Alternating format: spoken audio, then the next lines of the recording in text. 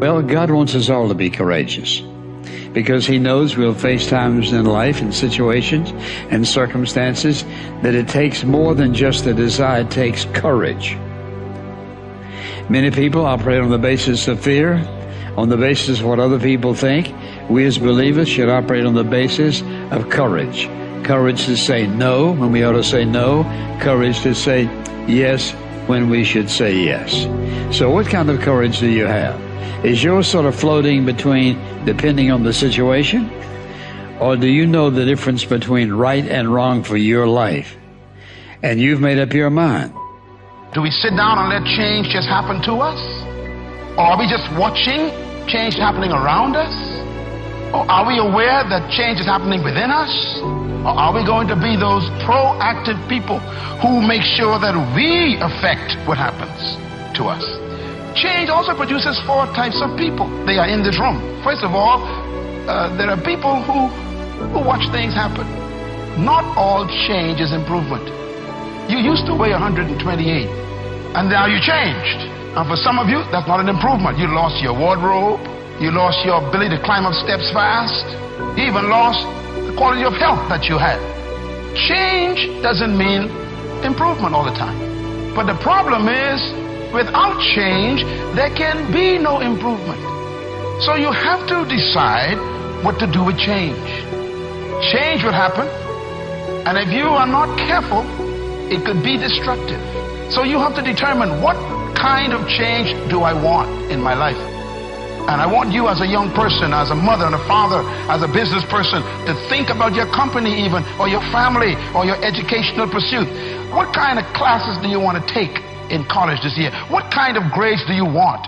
What kind of relationships you want to have in your life? Who do you want to drop and who do you want to pick up in your relationships? What kind of people do you want to associate with? Where do you want to travel that you've never been? What are the books you need to read you never read before? The changes come with choices. So what kind of person are you? Drive. That's this puppy right here. This is what you want. This is your prefrontal cortex. Drive is the mode where you're in charge of your thoughts, okay? It's where you are fully awake, you are present, and you are driving your thoughts and actions. When you're doing that, your prefrontal cortex is active. The prefrontal cortex is the part of the brain that you need in order to learn new behavior, in order to do something difficult, in order to do something uncertain, in order to do strategic thinking. So I'm going to give you an example. So I'm a righty. If I were to try to write with my left hand, Lewis is going to torture me and tie my hand behind my back and make me do this, I could do it. It would look like I was writing with my foot. And if Lewis came up to me and said, "Hey, Mel, you want some bulletproof coffee?" I'd be like, "Lewis, I'm trying to concentrate. I can't do this." My prefrontal cortex would be el fuego, because it is firing on all cylinders to communicate to my hand new behavior. So the thing that's cool about that is that you can use a simple trick. The moment you feel yourself hesitate, the moment you've got one of those moments where you know that you need to, this is that moment that Lewis talks to you about where you got to step outside of your comfort zone and you've got to lean into your passion and you've got to really take some risks and you got to feel the fear and you got to do it anyway. That's the moment where you just woke up and now you got a decision to make. Are you going to drift back into the habits, or are you going to awaken your prefrontal cortex and drive forward and focus and do something new? I am a strong believer that we quit. Because why? How the does a 297-pound cockroach guy who quit on everything is now considered one of the baddest men on the planet? How is that possible? It means I had to change one thing, my mindset. So there's no way in hell that was it, but that guy was in me. Well, that guy came down here and said, "Hey, guess what, man? You're a fat ass, but I'm gonna now make you a badass. I'm gonna miracle this to be a badass." No, it was in me. I had to believe and make that belief work. And through hard work, I did that. And if you understand the mind, it does what you tell it. That's its job. And if you tell it better stuff, you have an amazing life. And if you tell it mediocre stuff, you have a mediocre life. I want you to think about this goal that you want. I want you to envision it and see it in your mind's eye. And every day say to yourself that it's possible. See, most people are not accumulating wealth. Most people are living in poverty. Most people are living far below their potential, not because they don't have the capacity, not because they have not been given authority and dominion over everything on the face of the earth, but most people are living like they're living because of the fact that they don't believe they can have any more than what they now have. In the book called Miseducation of the Negro, Dr. Carter G. Woodson said, if you can determine what a man shall think, you'll never have to concern yourself with what he will do. If you can make a man feel inferior, you never have to compel him to seek an inferior status, for he will seek it himself. And if you can make a man feel justly an outcast, you never have to order him to go to the back door. He'll go without being told. And if there's no door, his very nature will demand one.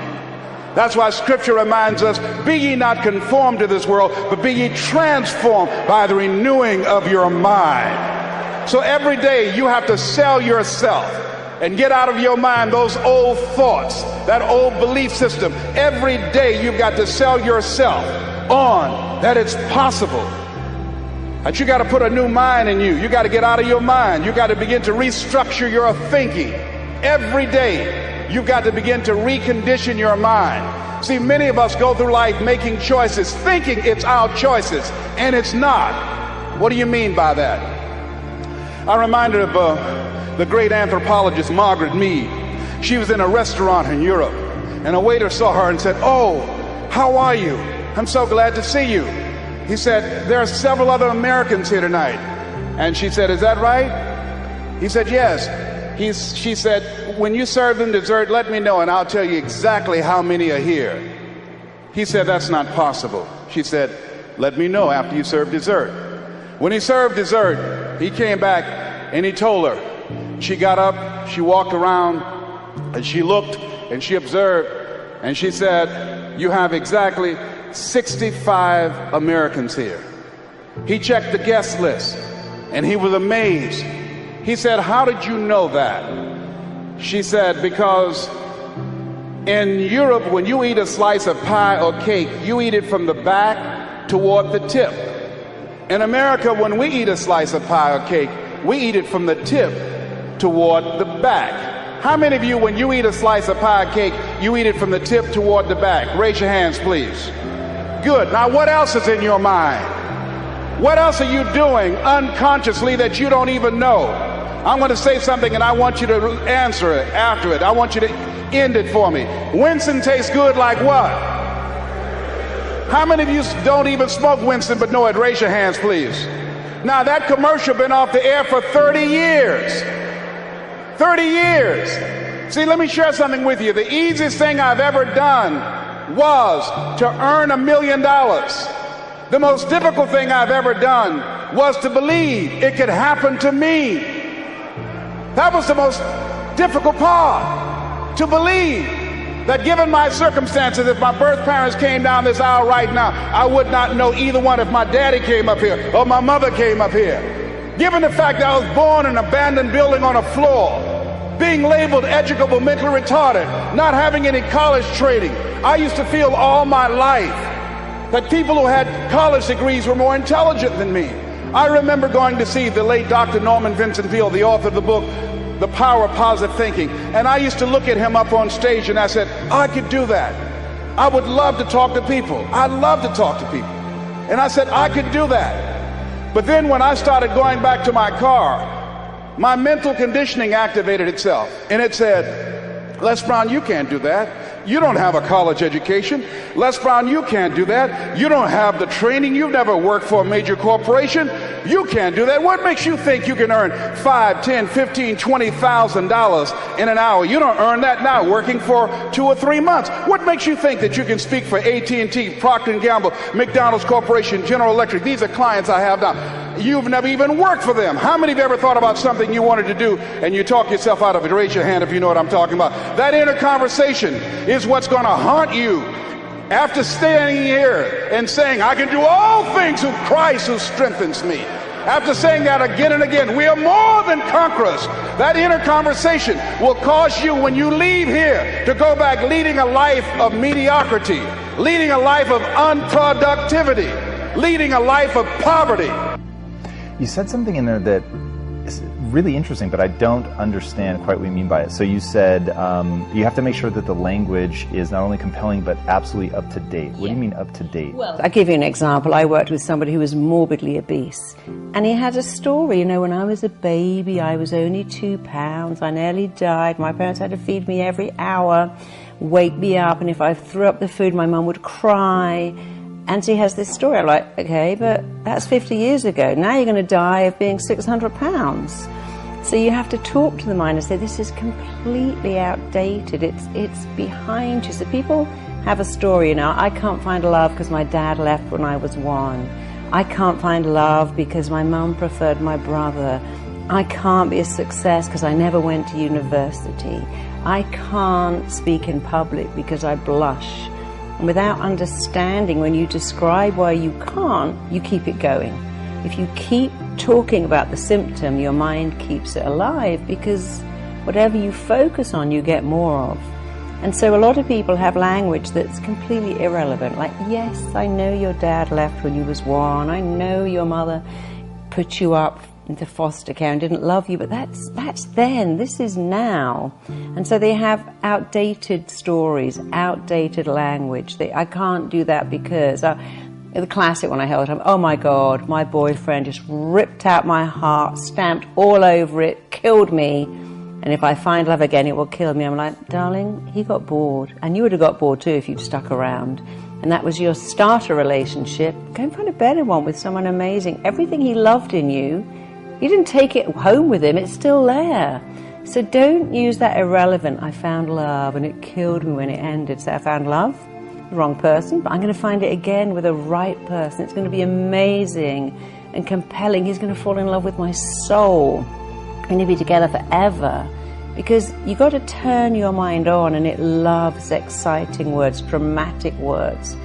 Really loves words that make a picture. So if I said to you, you can be the most phenomenal, powerful, awesome, incredible speaker. When you speak on stage, everyone stops to listen. You could hear a pin drop. They look at you. They hear what you're saying. They like you. The mind goes, oh, I like this. I know where I'm going here. But when you go, I'm not bad at speaking. Sometimes I'm quite good. Occasionally, I really get it right. The mind goes, what are you talking about? That's not dramatic enough for me. Yeah, I'm a huge believer in the power of self-talk, and that the way that you talk to yourself is going to have a profound impact on how you move forward, and like you said, getting excited and using big language. I'm way on board with that.